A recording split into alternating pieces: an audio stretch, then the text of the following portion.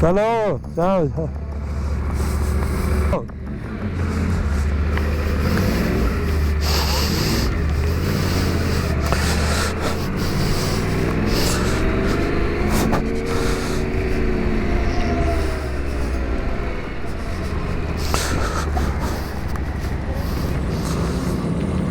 خب بالاخره سفر پاتاگونیا شروع شد. دارم شهر سانتیاگو رو ترک میکنم و میرم به سمت جنوب، به سمت منطقه پاتاگونیا. البته تا پاتاگونیا برسم راه زیادی دارم. علت نموندنم در شهر سانتیاگو این هستش که نباید دیر به منطقه پاتاگونیا برسم و چون فصل رو به سرما هستش و ترجیح میدم که در هوای مناسب و خشک در اون منطقه باشم تا سرما و بارون و برف. حالا احتمالا بعد از اتمام این مسیر، این سفر، دوباره برمیگردم سانتیاگو، یک سری هم به این شهر میزنم و ببینیم که چطور خواهد شد. اینجا مرکز شهر هستش و معمولا همیشه ترافیک هست و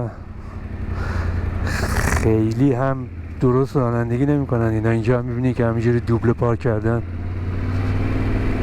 برای همین ایجاد ترافیک میکنه. فکر میکنم که چند روزی باید رانندگی بکنم تا اینکه رانندگی اینا بیاد دستم و بیشتر باشون آشنا بشم.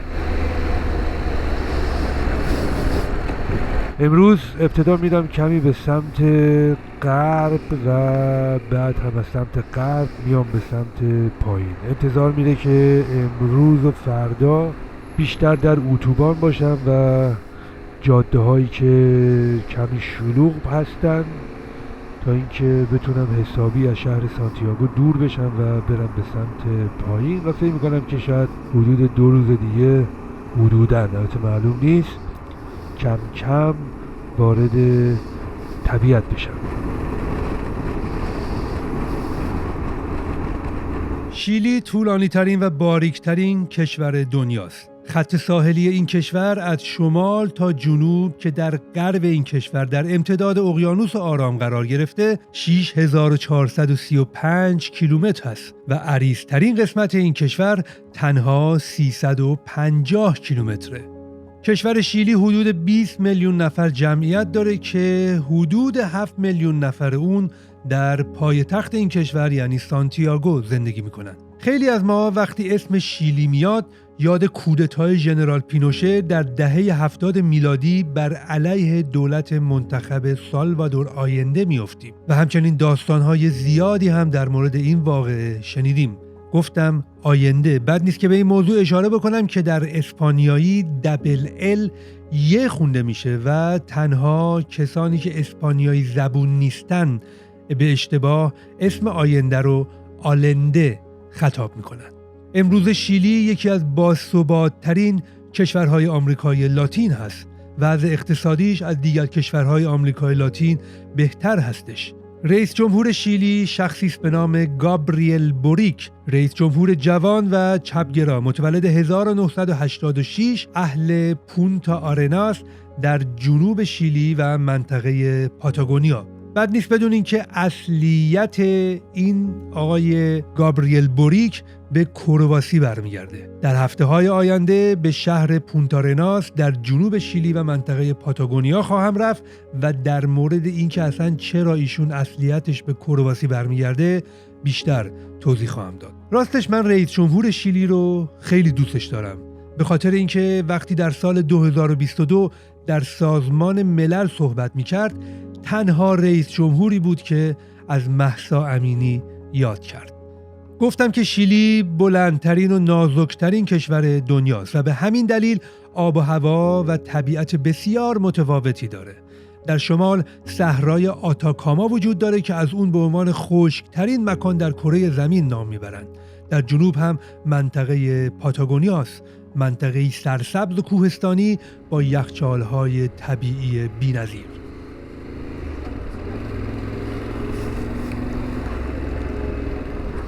امروز همش تو ترافیک بودم و امیدوارم که در روزهای آینده دیگه از این شلوغی بیام بیرون.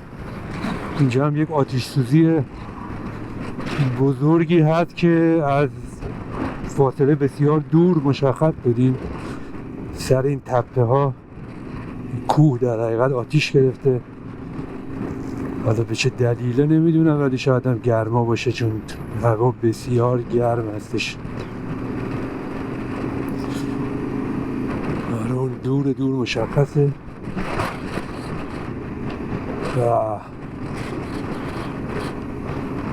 خیلی آتیشه، خیلیه. اون بالا هم از اینجا یک دکل، از این دکل‌های مخابراتی هست که امیدوارم که صدمه جانی نداشته باشه. از اتوبان اومدم بیرون و توی نویگیشن زدم که جاده غیر از اتوبان رو بهم بده و با اینکه جاده‌اش خرابه ولی حداقل تا اینجا که خبری از ترافیک نیست و خیلی خلوت‌تر از اتوبان هستش. برای گذشتن از شلوغی شهر و وارد شدن به طبیعت میبایست تقریباً 2 روز رو در اتوبان و جاده‌های نه چندان خلوت رانندگی کنم. روز اول رو تماماً رانندگی کردم و شب رو در بین راه در یک مسافرخونه خونگی اتراق کردم.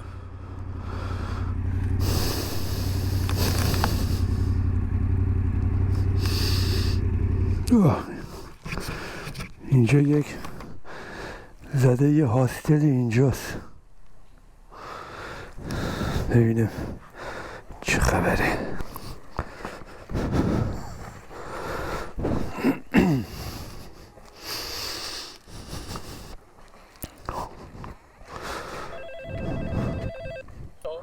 Hola, buenas tardes.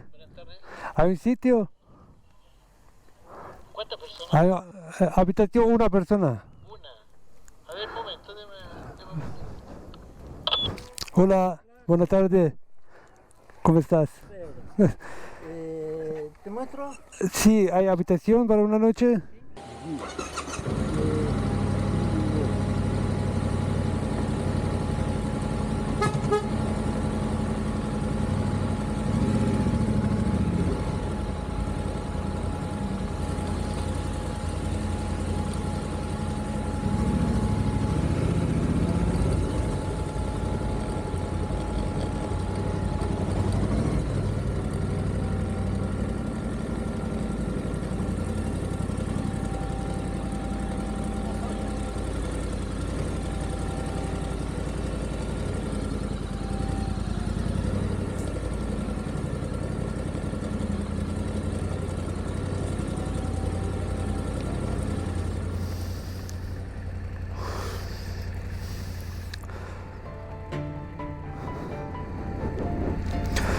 آماده شدم بعد از کلی بار زدن.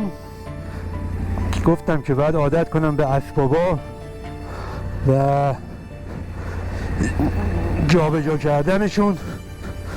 بالاخره تموم شد و دارم حرکت میکنم میرم. هوا هم طبق معمول بسیار داغ هستش. vámonos.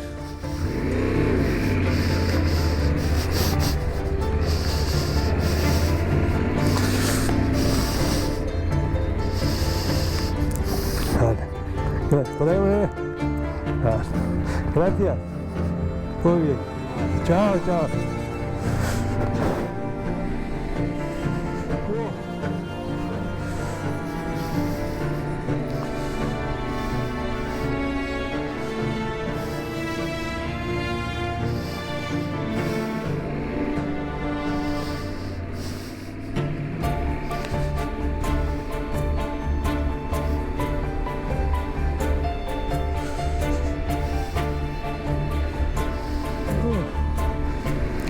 اینجا از این دهکده های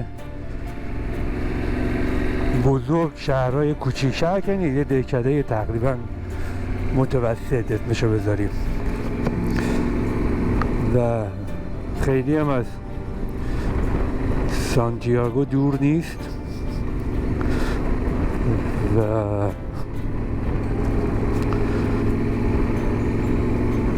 خبری هم نیست خیلی تو این دهکده. بعد از خداحافظی از صاحب مسافرخونه به راهم ادامه دادم. کمپینگی رو در کنار دریاچه‌ای نشون کرده بودم تا که خودم رو در آخر روز به اونجا برسونم و شب رو در اونجا چادر بزنم. تا اینجا هر چی میرم جلو در کنار جاده ها تماماً فنس و سیمخاردار هست و اینطور که به نظر میاد تمام این مناطق خصوصی و شخصی هست و این به این معناست که همینطوری نمیشه وارد این مکانها و این زمینها شد تا اینکه چادر رو علم بکنم و در اونجا بمونم. به همین دلیل کمپینگی رو انتخاب کردم تا اینکه امشب رو در اونجا چادر بزنم.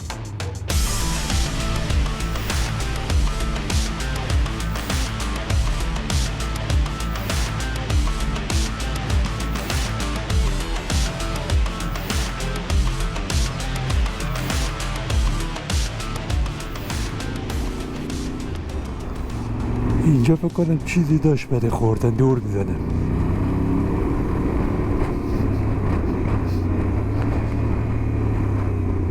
اینجا همین چیزایی پیدا میشه.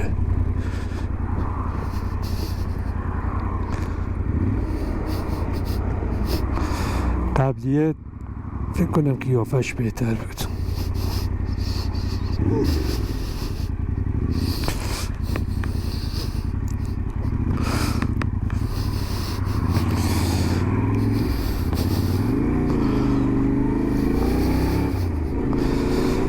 ببینید چی داره اینجا. شاید بدم نباشه برای شامم از همینجا بگیرم.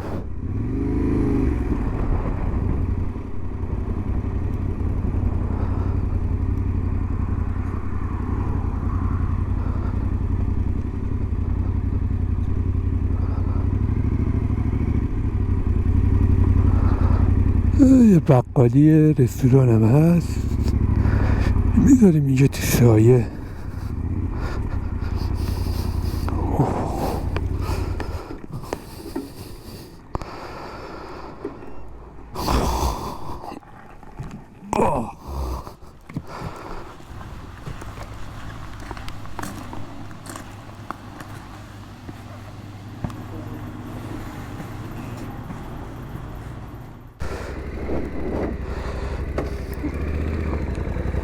دو تا امپانادا یا همون چیزی شبیه به پیراشکی گرفتم و دارم میرم حالا خیلی دیرم نرسم به این محل تا هوا روشنه اگر بشه بتونم اونجا چادر بزنم. زده 16 دقیقه دیگه راهه.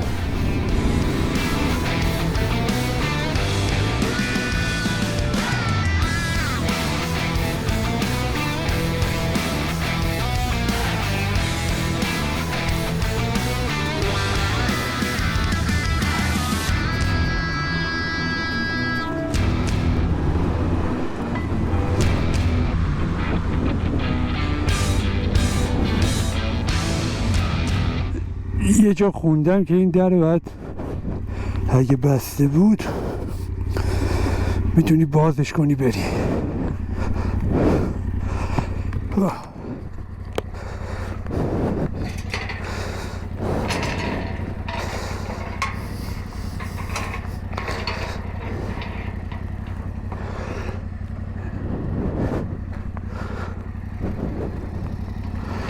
اصلا قفله، باز نمیشه.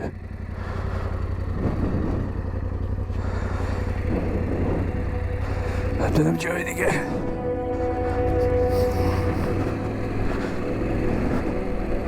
همه جا رو بستن.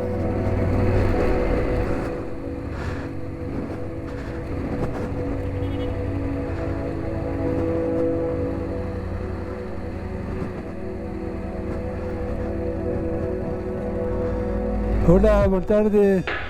Mira, acá está totalmente gratuito, ya, pero a las 9 de la noche todos tienen que desalojar, no puede quedar nadie en acá porque si no les van a sacar un parte y a nosotros también. Un momento, un momento. Otra vez, por favor. ¿Sí? Otra vez. Ah, por Por el ruido de la moto. Sí. Sí, mira, lo que pasa es que acá no hay que pagar nada para ingresar. Ah, vale. Ya, pero hasta las 9 de la noche pueden estar adentro. Después ya tiene que salir toda la gente. ¿Ah, sí? Le sacan un parte a la gente que está. ¿No puede acampar aquí? No se puede. ¿Por allá? Por fuera sí, pero no acá dentro del recinto. Si no le van a sacar un parte. Si fuera, ¿dónde?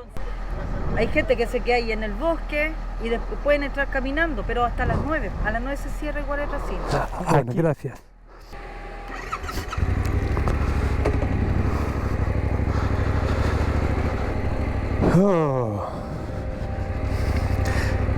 دیگه اینجا نمیشه موند. ساعت 9 همه باید برن بیرون. عجب داستانیه. جای به این بالی نمیشه شب موند. شت.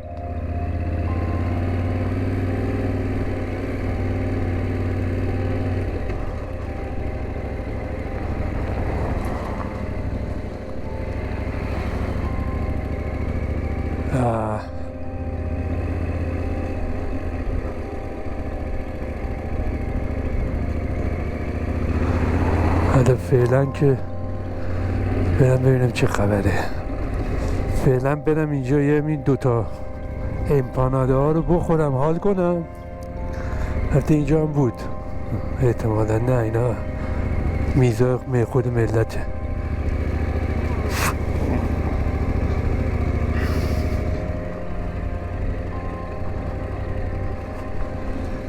چه حالی میداد اینجا اگه میشد موند. از اون محلی که تا ساعت 9 شب بیشتر اجازه نبود در اونجا بمونم اومدم بیرون و رفتم به یه کمپینگ در همون حوالی.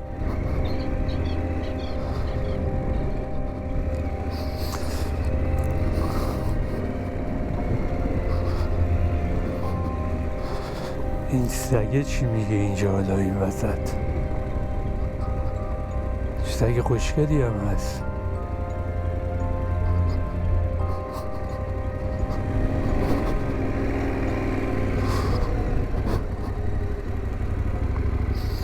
Hola. Hola, ¿cómo estás? ¿Hay un sitio aquí para...? ¿No? ¿Está lleno? ¿No para una tienda? Peligro de incendio. ¿Dónde puedo encontrar un sitio aquí? Porque ahora es muy tarde.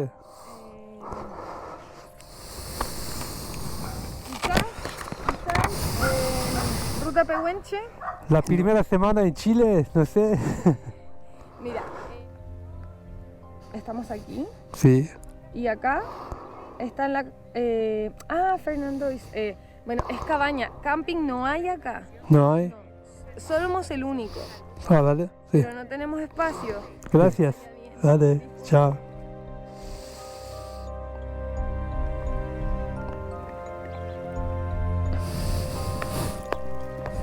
جا ندارن اینا. برای چادر جا ندارن. میگه جا نیست. اتاقم یعنی کلبه هم ندارن. و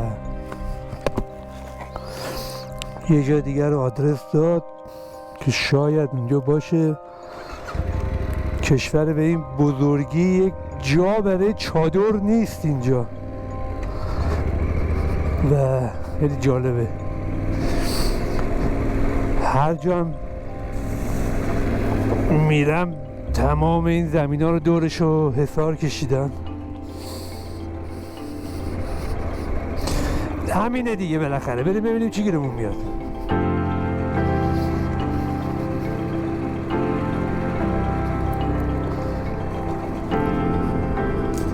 الان هوا عالی شده برای موتور سواری ولی خب کمتر از یک ساعت دیگه هوا تاریک میشه متاسفانه و نمیشه زیاد رانندگی کرد.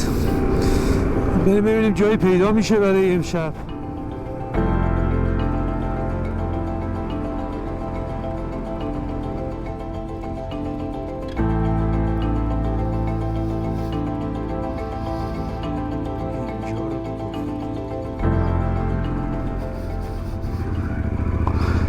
این سگا هم سرویس کردن. چقدر سگ دارن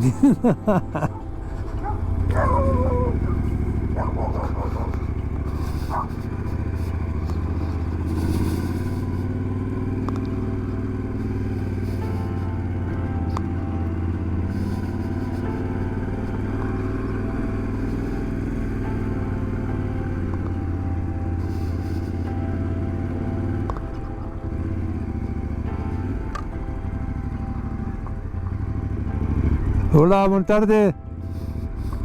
Estoy buscando cabaña.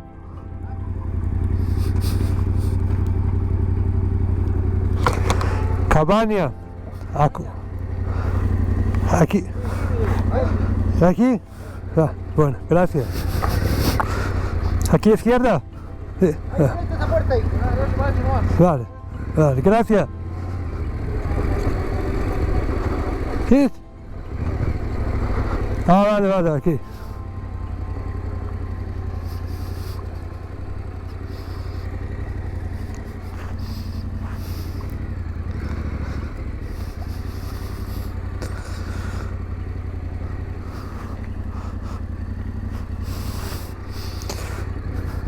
میگه برو همین تو جا داره آدم.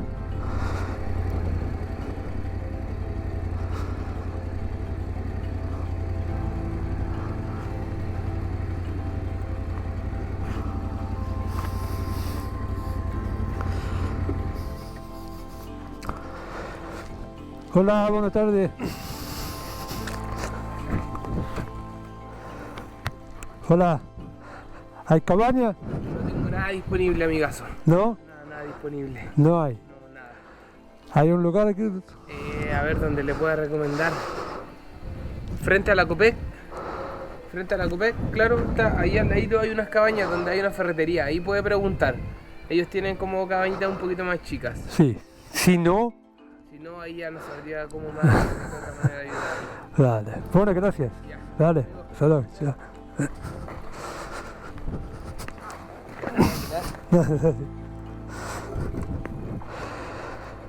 اینم نداره.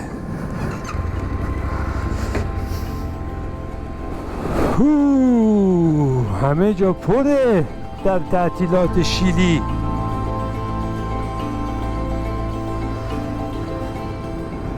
یه دهکده ای رو زدم که چند تا ظاهرا مسافرخونه یا کاپانیال به قول معروف اونجا هست. 40 دقیقه دیگه راهه و ساعت 9:26 میرسم که اون موقع دیگه هوا تاریک شده. حالا احتمال داره قبلش هم پیدا بکنم اینجا. امیدوارم که به تاریکی نخورم و امیدوارم که اول پیدا بکنم. پیدا که میشه ولی خب امیدوارم به تاریکی نخورم.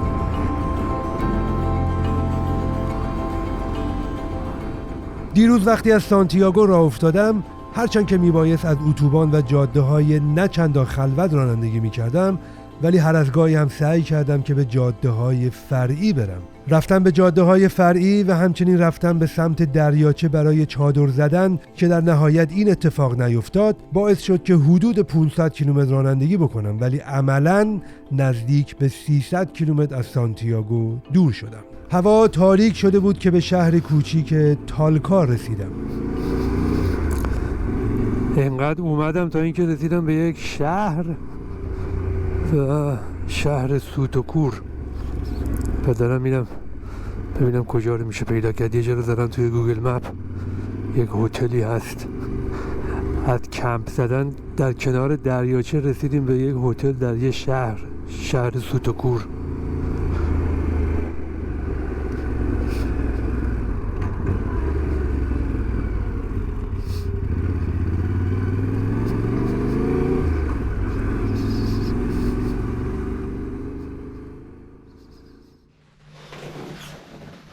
بالاخره اتاق گرفتم. یک اتاق در یک هتل، چنین اتاقی، و از چادر زدن کنار دریاچه رسیدیم به یک اتاق در هتل در یک شهر سوتوکور. ولی اینطور که دیدم این ساختمون بسیار جالبی هستش که خونه بوده زمانی، خونه بسیار بزرگی بوده که واقعا کنجکاوم که بدونم چه خونه‌ای بوده، مال چه کسی بوده و چه کار میکردن. اگه بتونم فردا پیداش بکنم خیلی خوبه. الان مغزم کار نمیکنه. لباسا رو در میارم، یه دوش میگیرم و یه بکاپ و میرم میخوابم که خیلی خستم. فعلا شب بخیر.